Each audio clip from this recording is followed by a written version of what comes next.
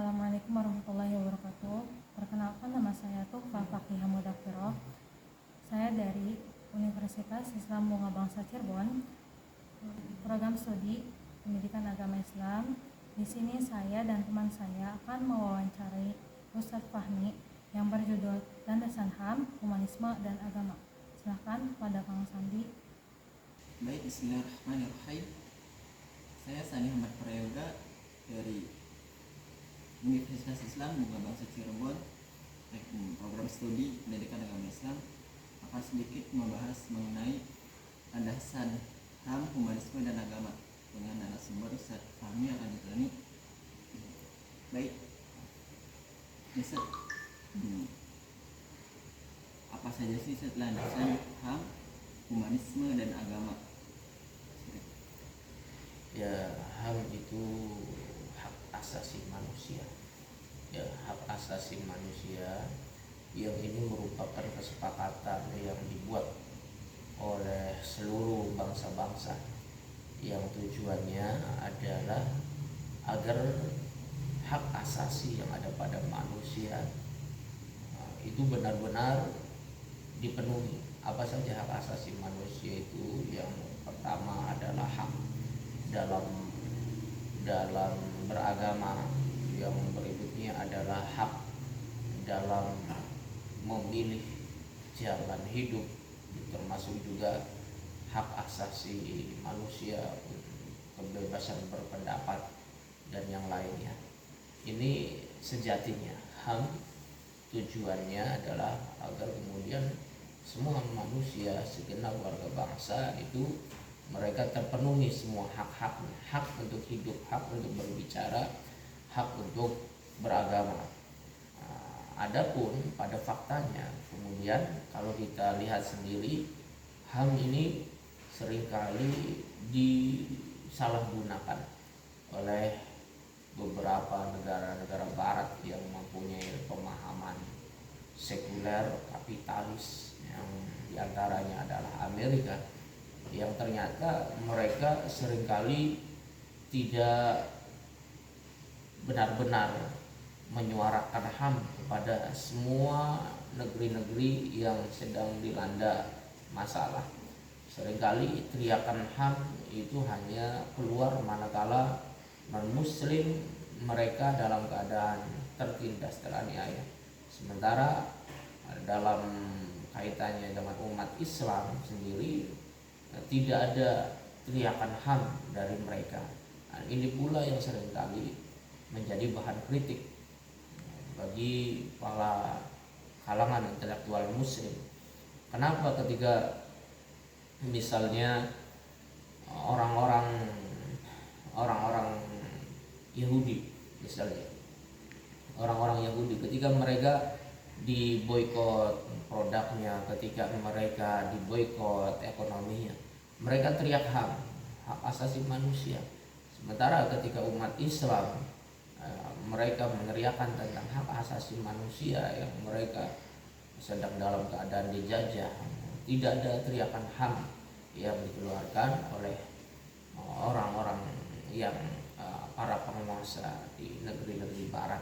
Tentu HAM ini pun kita sebagai umat Islam harus hati-hati, jangan sampai kemudian latah. HAM hak asasi manusia, manusia semuanya punya hak, tapi ada satu hal yang harus diperhatikan.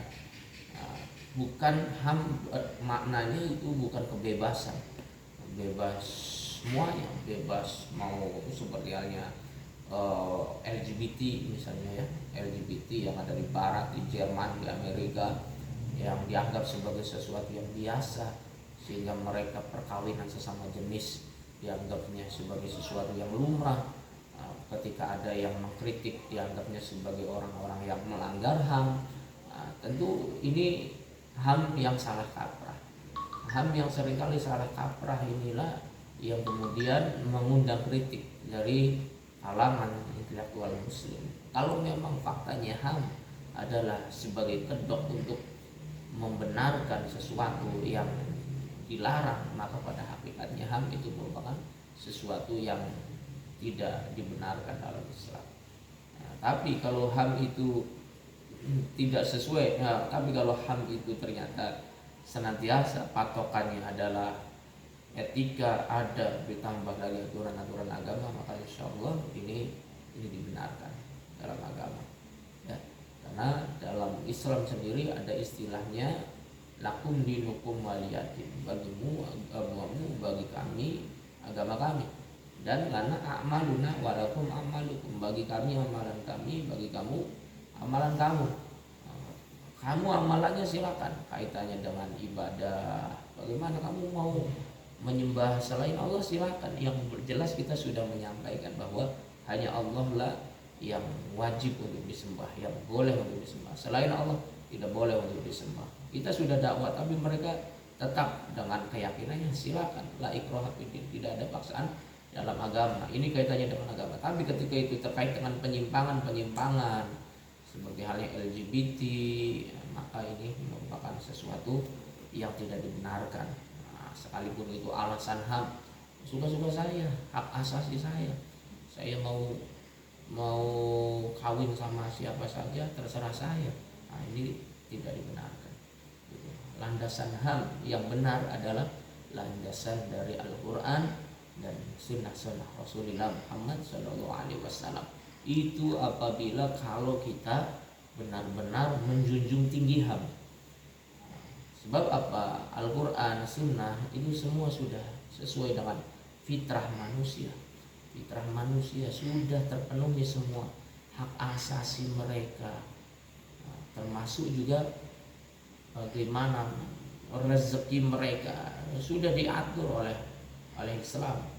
Bagaimana orang-orang yang tidak mampu, orang-orang miskin, mereka ada hak yang harus terpenuhi. Dari siapa? Dari orang-orang yang mampu, termasuk juga dari negara, dari penguasa. Inilah hak asasi manusia yang sesungguhnya, ya, seperti itu. Sudah. Berarti sekarang landasan humanisme. Ya, Landasan humanisme. landasan humanisme itu kemanusiaan. Ya, humanisme itu kemanusiaan. Kita itu harus humanis. Humanis itu baik kepada semua manusia. Landasan humanisme dari perspektif apa? Kalau dari perspektif kita sebagai umat Islam, ya tentu landasannya nggak ada lain, semuanya landasannya Al-Quran. Landasan humanisme, landasan politik, landasan ekonomi, landasan membangun keluarga, itu Islam, itu Al-Quran, itu sunnah.